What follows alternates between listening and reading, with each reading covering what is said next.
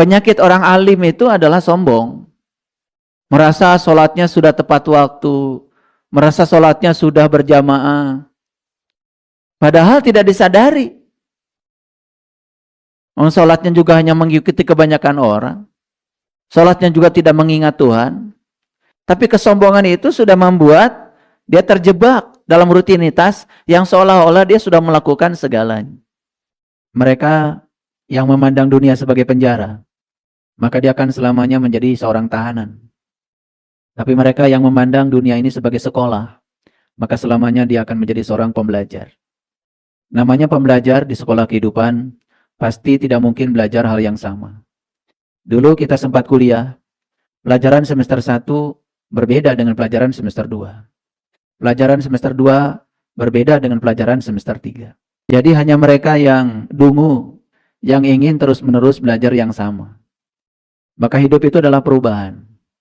Oleh karena itu, beruntunglah mereka yang terus tumbuh dan berkembang dalam hidupnya. Dan merugilah mereka yang hidupnya hanya menghabiskan waktu hanya untuk bertahan hidup. Sekarang ini ada dua kelompok manusia. Ada yang menghabiskan seluruh hidupnya untuk bertahan hidup. Hanya untuk bertahan hidup saja sudah setengah mati. Tapi ada kelompok manusia yang lebih beruntung lagi. Karena mereka sudah mulai tumbuh, mulai berkembang. Ingat ya, sukses itu tidak pernah dibangun oleh kenyamanan. Dan sukses itu pasti dibangun oleh ketidaknyamanan. Masih ingat ilustrasi saya tentang biji mangga? Untuk menumbuhkan dahan, untuk menumbuhkan pohon mangga, maka yang terjadi adalah biji mangga mengalami keretakan, kerusakan. Dan yang pertama keluar dari biji mangga bukan dahan, bukan pohon, tetapi akar.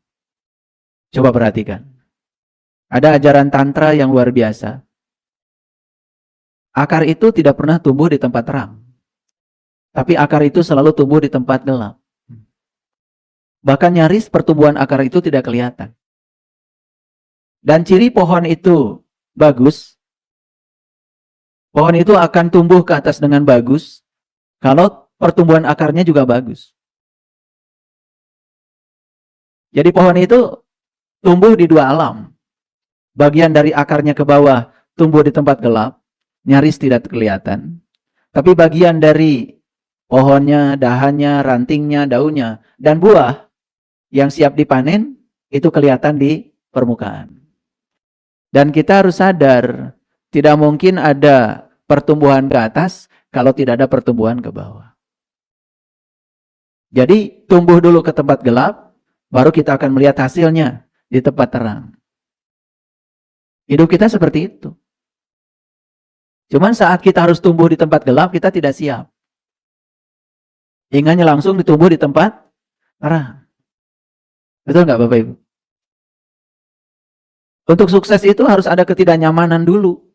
Ada fase-fase kita melewati ketidaknyamanan. Orang yang sekolah tinggi sampai S3, pasti kan mereka pernah mengalami ketidaknyamanan, memaksa diri untuk disiplin belajar. Dan yang mengantarkan mereka sekolah tinggi itu adalah ketidaknyamanan itu. Dan dia berani untuk melawan ketidaknyamanan itu, maka sukses. Jadi tidak mungkin kita bisa melihat pertumbuhan di tempat terang kalau tidak ada pertumbuhan di tempat gelap. Jadi Bapak Ibu